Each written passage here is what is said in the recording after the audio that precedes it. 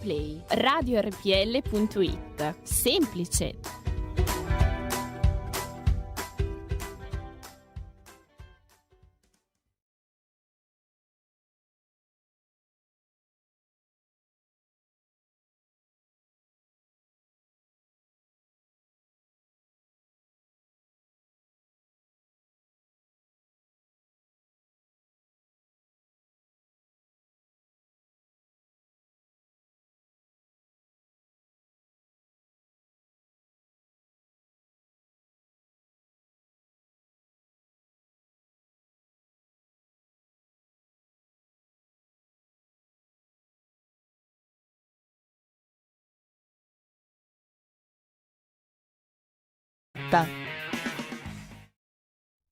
E diamo subito il ben trovato ad Alessandro Marelli. Sì, ben ritrovati con Giustizia Fatta, un saluto da Alessandro Marelli e diamo il ben ritrovato al nostro avvocato Tiziano Barbetta. Ciao Tiziano. Ciao carissimo Alessandro. Eccoci qua. Allora, quest'oggi noi parliamo di riduzione delle tasse e revisione del catasto.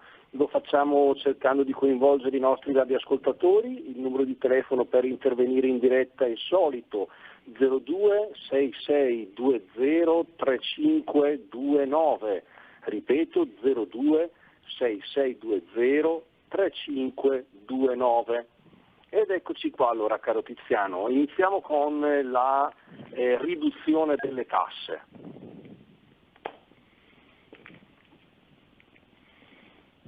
Prego Tiziano. Allora, possiamo dire che ci sono parecchi argomenti che sono in pentola sul quale il governo non ha un accordo. Si è detto che si diminuivano le tasse, però nel frattempo viene dichiarato dallo stesso governo che occorre rivedere il catasto. Secondo me è chiaro che una revisione catastale implica un aumento delle tasse, certamente perché trasformare i locali, attualmente il catasto è basato come misura sui locali, verrebbe invece indicata sui beni catastali, quindi in pratica, per esempio attualmente ci sono vari edifici che hanno una stanza grandissima, e quindi pagano come una stanza e facendo la superficie catastale effettiva ci sarebbe un esborso molto maggiore. La Lega con Salvini bene ha fatto, bene fa a opporsi a questa revisione catastale. Verrebbero anche censiti vari edifici, vari fabbricati che oggi non sono censiti. Quindi giustamente si dice non tocchiamo gli immobili che sono già operati da vari terzi e quindi bisognerebbe diminuire l'importo delle tasse e per farlo occorrerebbe rivedere le aliquote. Comunque la cifra che è stata stanziata dal governo Draghi di 8 miliardi di euro è assolutamente insufficiente. Quindi con 8 miliardi soli si migliorano di niente. Poi mentre si dice che verranno riviste le tasse, sappiamo che stanno andando in esecuzione degli aumenti di tutto quello che è il gas e la luce e questo porterà sicuramente a un aumento degli esborsi alla famiglia, perché ogni famiglia pagherà quei 70, 80, 100 euro, 120 euro all'anno in più. Quindi attualmente abbiamo la sicurezza di aumenti che secondo me il governo non riesce a contrastare. Poi c'è un altro problema sulla quale la Lega ha puntato i piedi, cioè da Fornero praticamente vorrebbero portare non più a 100 la base per mandare in pensione, ma a 102, 104, un percorso all'inverso di quello che si era voluto. Noi, dal punto di vista, dal nostro punto di vista, si doveva cercare di fare in modo che le persone andassero più presto in pensione. Invece si tenta di tornare indietro, di mandare le pensioni in pensioni più tardi. Su questi argomenti sarebbe importante che intervengano i nostri ascoltatori con qualsiasi domanda, perché la nostra trasmissione è basata sugli ascoltatori che devono intervenire chiedendo e proponendo eventuali soluzioni. Chiamateci, le vostre telefonate sono gradite. Se volete potete anche scriverci e noi vi risponderemo. Benissimo, potete farci domande o anche le vostre osservazioni, insomma, ben venga qualunque contributo. Ricordo il numero 02 66 20 35 29. E caro Tiziano, intanto che gli ascoltatori ci chiamano, magari vuoi aggiungere qualcosa per quanto riguarda la revisione del catasto, che è un argomento abbastanza sentito. Sì, la revisione del catasto è sbagliata in questo momento, tant'è vero che il governo ha detto vabbè adesso rifacciamo tutti i dati catastali che però non andranno, non diventeranno esecutivi se non tra 3 anni, ma ci credo poco che una volta iniziata la revisione il governo non intervenga. Molti ascoltatori ci chiedono anche, ci fanno delle domande sul vaccino, perché si è detto, ci sono state anche manifestazioni, che imporre il vaccino ai cittadini è anticostituzionale. Non è assolutamente vero. Non si può fare certamente una legge che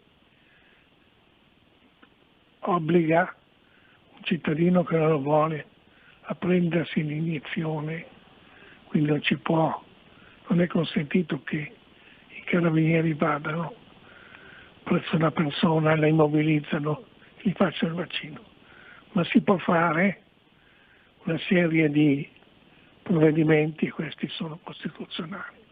E già in parte si è fatto, perché si è detto che il lavoratore che non si vaccina non potrà accedere ai posti di lavoro e quindi si può anche stabilire una multa. Chi non si vaccina paga una multa. Si può anche stabilire, secondo me, la galera. Chi non si vaccina si fa in galera, perché chi non si vaccina mette a repentaglio non solo la sua salute, ma la salute di tutti gli altri. Quindi bene farebbe lo Stato a essere rigoroso su questa misura di tutela dei vaccini. Ci sono attualmente in Italia alcune persone che non si vaccinano per paura per vari motivi e che non si vaccineranno mai. Attualmente ci sono il 20% della popolazione italiana non è vaccinata, quindi queste persone dovrebbero essere identificate e dovrebbero ricevere una notifica di sanzioni che li costringono per esempio l'ingiunzione a dire se non ti vaccini entro un mese dovrai pagare questa multa. È importante perché ormai è provato che è una misura che tutela anche chi non vuole vaccinarsi. È provato che quando ci sono per dire 30 morti, il 90% dei morti non si è vaccinato.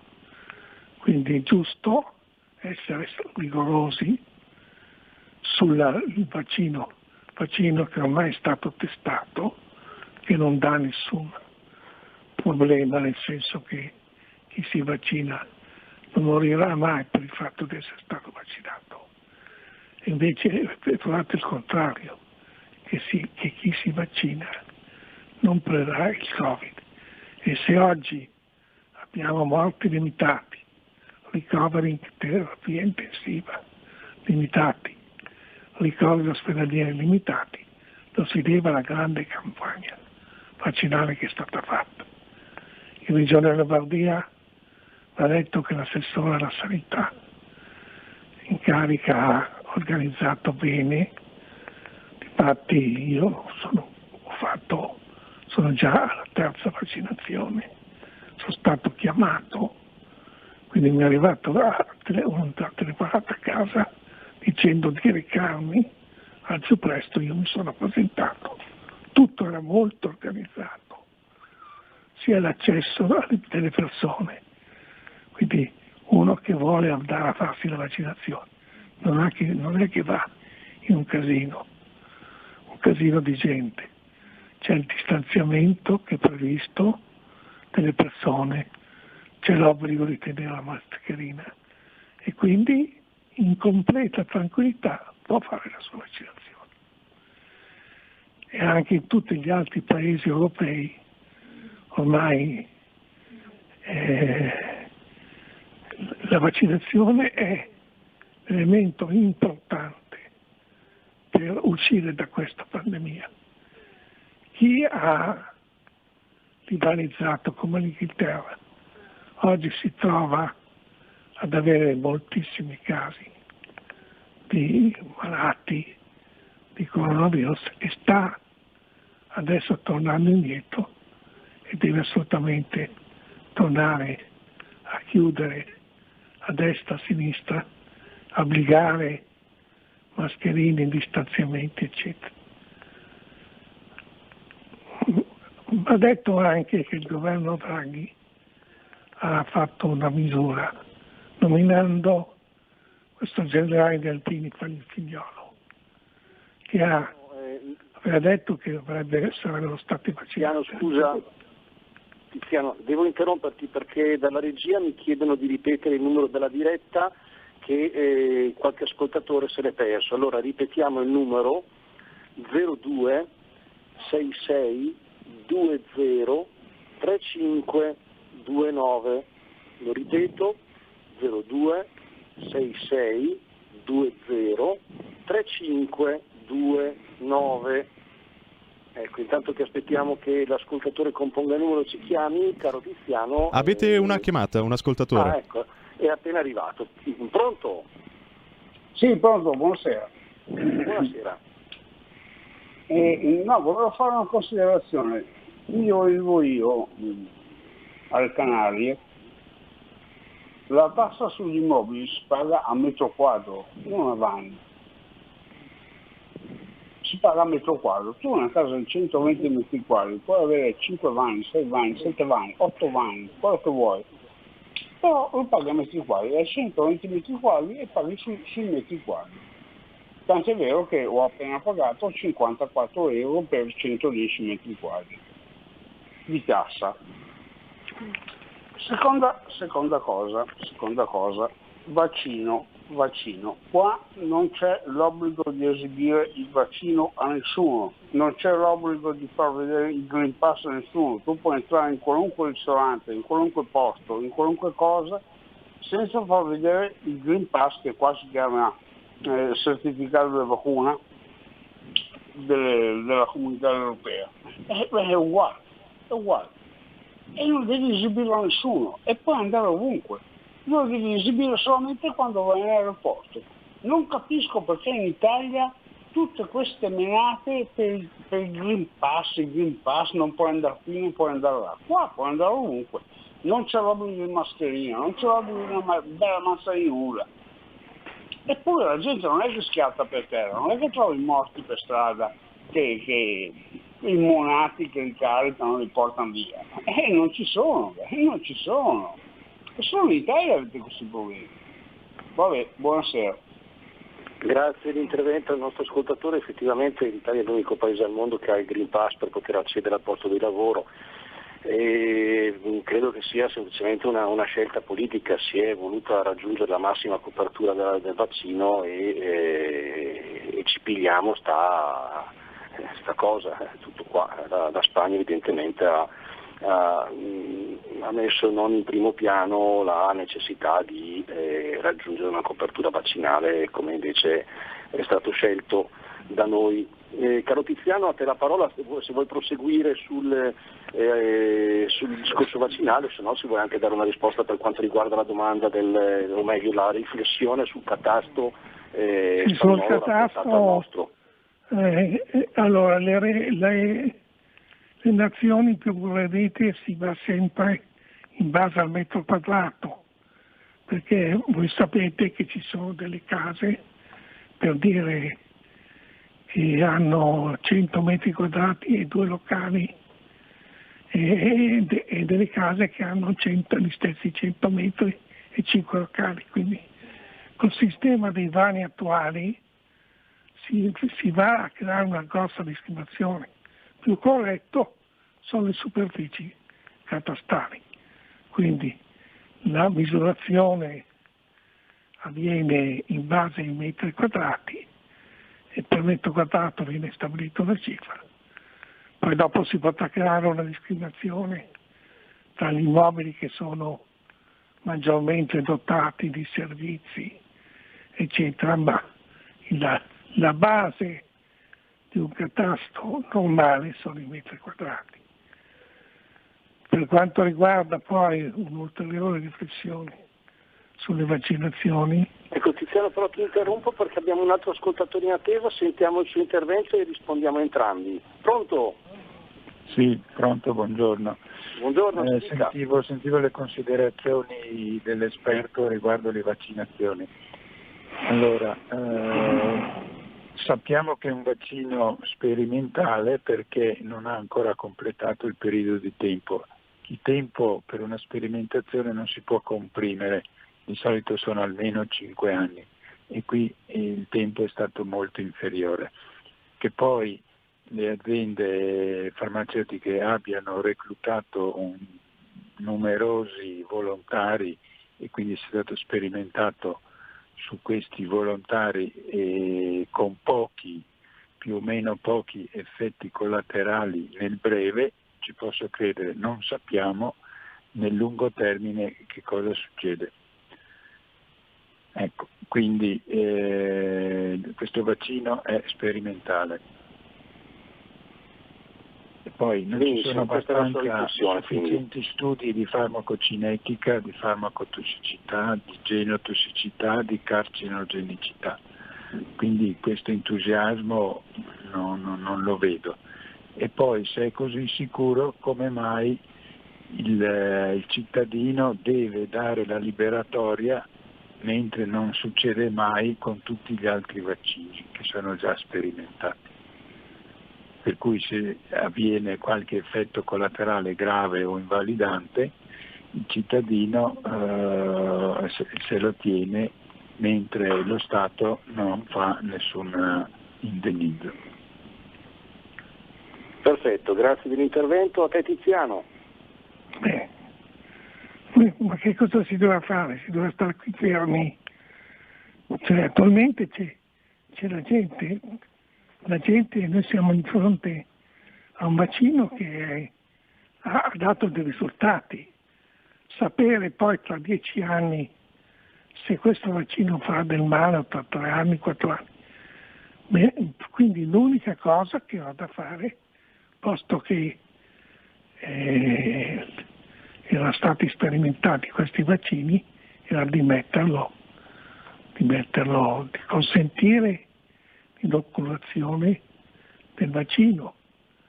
Era l'unica via possibile, cioè altre vie non ce ne sono.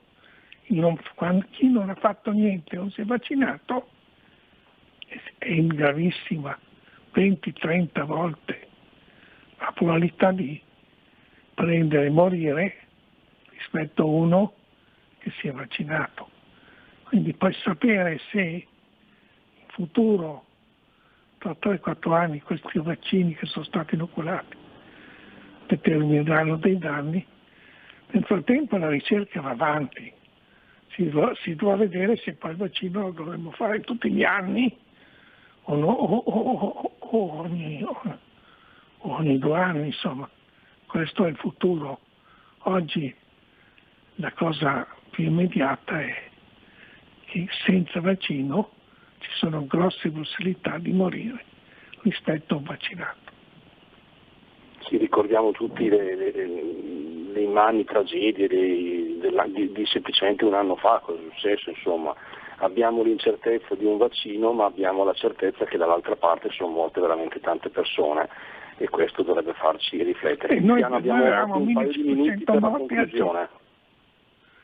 Avevamo 1500 morti al giorno, adesso siamo arrivati a una media di 40 morti al giorno, quindi quando c'era all'inizio di questa epidemia.